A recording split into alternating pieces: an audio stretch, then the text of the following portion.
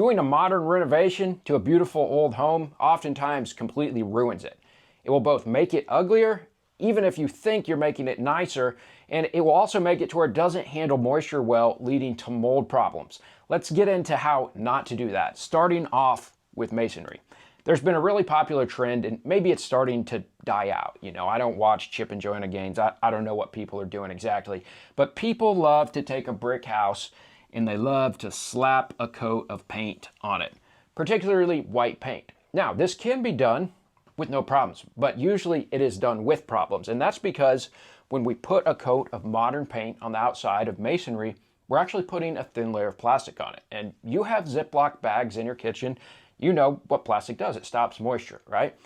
But if I just slap a coat of paint on, or maybe even a couple coats of paint, it doesn't keep all the moisture out, all right? It keeps some of it out, but moisture is going to come in and get past my layer of paint, and then it's going to get into my brick. And when it gets into the brick, it now is blocked on where it can get out. That's because it does a great job of keeping the moisture in once it's already in there. And so where does the moisture go, all right?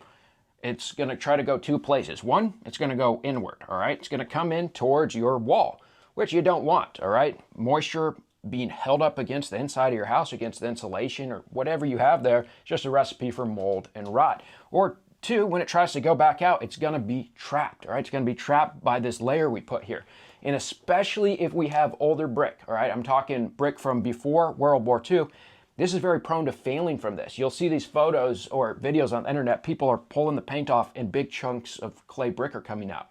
That's because this old brick was oftentimes hand formed. You know, they just take the clay, they put it in wood molds. It might have even been fired on site if it's old enough of a house. And it's really prone to failing if it can't dry out. So it can both cause a mold problem inside, and it can cause your brick to start failing on the outside because it stays wet. If you are going to paint the outside of your house, you need to use an actual lime wash or mineral paint that is going to allow the masonry to breathe.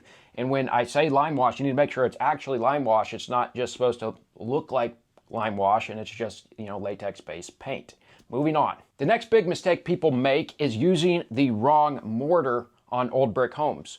So today we use Portland cement mortar. If you have a modern brick home and you need some repairs done, you're not gonna have to tell your masons anything. They're gonna use the right mortar, all right? But if you have an old home with soft brick, you know, we're talking pre-World War II, and somebody comes in here and they use Portland cement mortar, this can lead to terrible problems, right? A few things can happen. Old lime mortar was much softer than the brick, and it also dried out much better. So water that got in could dry out through the joints, all right? These would actually dry out better than the bricks themselves. So as seasonal movement happens, which does happen with masonry, you know, it grows and shrinks with the seasons and moisture content, these soft lime mortar beds could micro crack and absorb it, and then they would actually kind of heal themselves. But if we add Portland cement mortar to an old brick wall, now the Portland cement mortar is harder than the bricks themselves. So when that wall swells up, guess what's going to crack? It's not going to be the mortar joints that can be repaired much more easily through tuck pointing, all right? It's going to be the bricks. So the bricks can start having their faces pop off. Not ideal. Also, it's ugly. If you ever drive around some old buildings and you look up at them and they're brick, a lot of times you see these joints like this, okay? And maybe it's a crack, all right? But also a lot of times they will have come back and filled it in with mortar, but they will have used a modern mortar that doesn't match the old mortar that was on the building. That's because they used Portland cement when the rest of the building was lime, and now something just feels off about it. So if you have really old brick, you need to make sure it is only repaired and tuck pointed with historic lime mortar and not Portland cement. This right here is a mass masonry house, okay? That means that the brick is actually what's bearing the load of the walls and roof. Now, we don't ever build like this anymore. I have not heard of anything being built this way. And so you might look at the outside or the inside of the building and think, oh, it's just a brick wall. But if you go to the window jambs, you're gonna find that they're thick, all right? They might be 3 or more bricks wide. My wife's grandpa had a house that was built like this. It had 3 courses of brick to the first floor, all right? 1 course held that floor up, right? It stopped there. As it went up to the next floor, only 2 courses went up, and that course stops here. And then just 1 course went up and held up the roof. If you have a home that's built like this and you tear it apart, code is going to require you to insulate it when you go back. And this creates huge problems in these mass masonry homes, all right? Because what have we already talked about? As water comes in, it hits the brick, it's absorbed by the brick, and it's pushed inward, all right? Now, if this brick is open or it just has a lime plaster over it, it breathes pretty well. But if I'm forced to add a layer of insulation here and a stud cavity, I lose floor space, one, but also I'm just asking for a horrific mold problem to develop on the back side of this masonry. And that's because that moisture comes in and then it has nowhere to go. And so there's really no good way to insulate this home, period, all right? If you insulate it from the outside, sure, you eliminate the mold problem, but you've also covered the brick, which is kind of a sad thing to do. So what is my recommendation for how to insulate these homes? You don't. You don't rip it apart so bad that the building inspector tells you you now have to add insulation. And also, in most jurisdictions, at least in the higher climate zones, you're going to have to add more insulation that will fit in a 2x4 wall cavity, which means you would either have to do foam or you would have to do a 2x6 wall cavity. So either way, you're losing. Foam from the chemicals, 2x6 from the massive space lost. You don't want to have to insulate these old mass masonry homes. And even if they're not mass masonry, you know, they're a 60s home and it just has one layer of brick on the outside. Well, it may not have any sheathing or any way of managing that vapor. And so if you open up that drywall or plaster, you might find that the back side of that is just exposed brick. There's really no good way to insulate or fix this without ripping the brick off or just doing mass renovations to the house that really just is not worth it, right? I know energy is expensive, but the type of renovations we're talking about here are going to be very hard to make up by saved energy bills. This is also true if you've got, you know, say an old split-face block home, or a lot of them are formed actually, they're not split-faced. I had someone correct me on this one time. Any type of masonry home where masonry is the exterior siding, you're going to have a moisture problem if you try to insulate it from the inside, and you're going to ruin the look of it if you try to insulate it from the outside. So the best thing you can do is not insulate it. Try not to rip the walls open. Do what you can without having to go that deep into it. Let's talk some more about insulation, not in a masonry home. Insulating an old home can cause tremendous problems, even if it's got wood siding, 2x4 walls. It's not too different from how we build today, except the materials are considerably worse. The way these old homes were built oftentimes is called balloon framing. If you've watched any of my videos, you know I talk a lot about it. Balloon framing is really just where the studs run from the top of the house to the bottom of the house. Now, if I had drawn a two-story house, let me draw a two-story house. Okay, back with our two-story house. The studs will run all the way from the top to the bottom of the house. And if you know anything about modern framing, we do platform framing. And so the studs only run to the top of each story, and then they have a plate here, and they have a plate here. Now this makes it to where fire can't go between floors without having to burn through the plates, whereas with old balloon framing, it could just buzz right up through and these houses would go up in flames really fast. So that's a major benefit. It also allowed air to flow though, and that air could help dry out moisture problems. Now, if you go and you fill this cavity on an old balloon framed home with insulation here, you're stopping the airflow. And in these old homes, they're really leaky. And that can be from water, all right? It could be leaking around a window here. Say we've got a little window here. There's a little leak in here, but it's not causing a big deal because there's so much airflow that it can just dry out.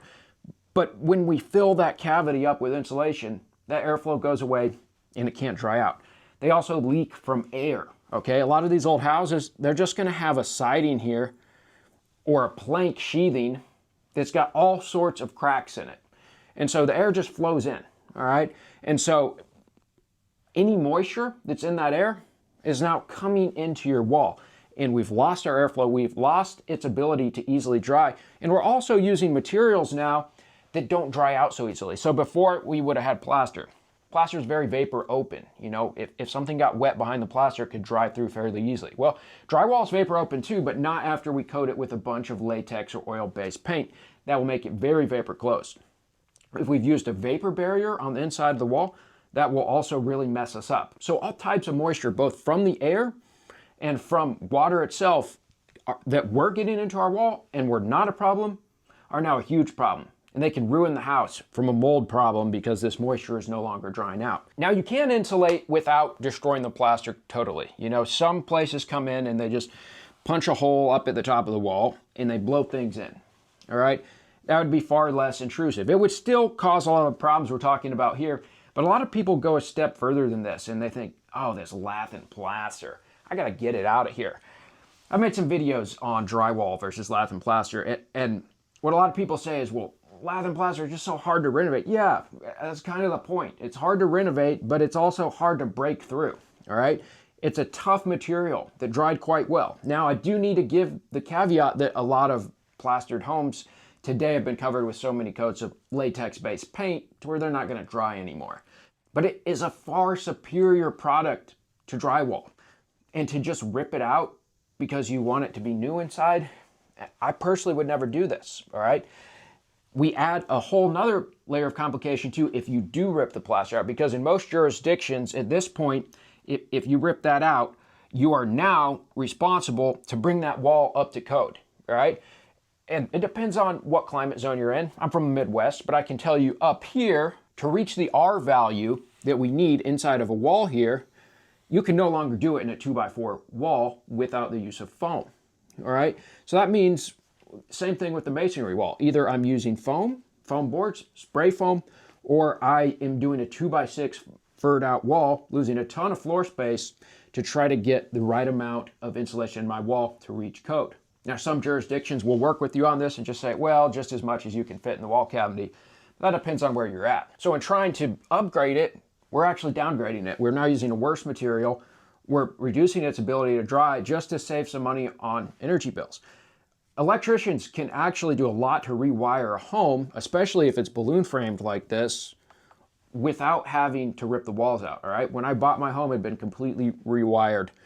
I think they didn't pull any permits. It probably wasn't even done that well, but I was amazed at what they were able to do. They fished them all down, cut holes in the drywall, pulled the wire through, used renovation boxes, put them in, and there was very minimal drywall patching that they did inside of this home I'm in. And so you can update the electric without having to rip out all your drywall. It's gonna be a lot harder, and I'd welcome any electricians to chime in the comments and let us know what the realities of actually doing this are. The next item I want to talk about is covering up the old wood floors. Now, a lot of you who are watching this are like major building enthusiasts. You think, we would never cover the wood floor. Well, guess what? Most of my career, I've owned a flooring company that specializes in hardwood, and I can tell you, people cover these floors all the time, especially the people who bought an old house because it was cheap, not because they loved old houses. I've been in tons of old farmhouses, and what do? They cover it with LVP, all right? Refinishing is expensive. A lot of times it's more expensive than LVP. Now, you guys know from my other videos, I hate LVP, and that it's full of phthalates, which are hormone disruptors, and I think it's really bad for us. But I really want to attack it from a mold perspective here, all right? So let's say we lay LVP across this floor up here. And let's say I'm in an old farmhouse with a gnarly basement, all right? And in Michigan, we have the Michigan basement, which is like, looks like this if you're not from here, all right? This is dirt. Now, sometimes it's been concreted over. A lot of times it has not. So the walls are bearing out here, but this is dirt, and we've just dug the middle out from a crawl space, pretty much. And so these things are just full of moisture. And so if I take a home like this and I put LVP over the top, I have sealed that layer, all right? Now, what do we know? There's moisture coming up from this basement. There's moisture coming up from most basements and crawl spaces in any old home. I almost never see one that's done well. You know, I'll go a step further. I've never been in an old home, a really old home, and gone down and been like, wow, this is done well. You know, there's no risks here. It almost never is, okay? And so what I've done is I've stopped this floor's ability to dry upward, right? So hopefully I've got a lot of old growth timber there with a lot of resin in it that can resist this moisture. A lot of times you will in old homes. So the mold on your joist and on your subfloor, which oftentimes is, you know, old pine plank, there won't be much of it. Even though the moisture content is high, the wood is so resistant. But it's still a horrible idea. If that moisture is in your basement, first you need to stop it in the basement. Second, don't use LVP. And third, if you're not gonna fix that moisture problem in the basement, at least allow those wood floors to breathe upward. And lastly, I wanna talk about windows. This is not so much about health, all right? This is about how a home looks and also saving money, all right? When I was in college, I knew almost nothing about construction, all right? But I remember a professor telling the class he had ripped all of the windows out in his old home to upgrade to energy efficient windows to like, it was kind of like a bit of like a save the planet thing. I remember thinking at the time, that is crazy. You really think ripping all of that out is actually good for the planet? And it's just the consumerism model for being green, which I hate. I think that being actually green is the opposite of consumerism. But anyways, when you rip out these old windows, you oftentimes ruin how the house looks though, actually, all right? So these old windows are made from wood and glass. That's really it. They'll have a little hardware on them. And so your frame is glass, and then you've got these mutton bars in the middle that divide it up into smaller pieces. If one of these pieces breaks, you can pop the glazing out, pop the piece out, and put a new one in. It's single pane. Whereas with new windows, they've got at least 2 panes of glass, if not 3 panes of glass, if they're a nicer window, and they're supposed to be very energy efficient. Now, they are more energy efficient than this window if it's not glazed properly and it doesn't have a storm window to go along with it. The storm window is a secondary window that people would take in and out seasonally. And it would go over the top, and oftentimes it's a window that is not divided up in the same way, and there's some simple latches that allow you to take it in and out. An old school window like this with that storm window can be just as energy efficient as a modern window, but it doesn't have a seal that's going to fail. And so this window might be from 100 or even 150 years ago and still be in good shape because it has nothing that can fail on it if you keep it dry and you keep it repaired. For many years, I didn't realize what was wrong sometimes when I look at an old house and be like, wow, it just doesn't look that nice. And what it was is they take these windows, they rip them out, and they just do, regular windows. And so what was kind of these unique little eyes, or whatever you want to call them, are now just these big gaping holes.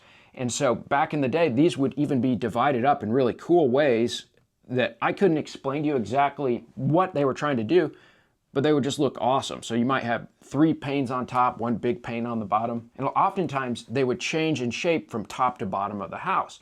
And the whole thing would just make it look so much more aesthetically pleasing. And to this day, these windows can be repaired and they can stay in your house. You don't need to rip them out. Now, if you have replacement windows from like the 60s or 70s, like aluminum frame windows or something like that, I'm not talking about those. I'm talking about old actual wood windows, single pane, that can be repaired, they can be reglazed, and they are really just the final detail that makes an old home beautiful. And something people will do that's even worse than just replacing it, they'll get one that's much smaller than the original frame, or the replacement window will just leave this massive chunk of like white vinyl trim around the window. It just looks so dumb. They did this to my house, and this is all just some nasty vinyl. The window's smaller. You don't want to do this, guys. All right, so if you want to learn more on windows, the person who opened my eyes to this, I've mentioned before, Brett Hull on YouTube. He talks about old homes. I highly recommend you check out his stuff. If you're interested in building a healthy home, I have a free guide on some alternative building materials and comparing them to the regular ones to help you understand how much more they cost, how much less chemicals are in them, and how well they resist mold. I also have a paid guide.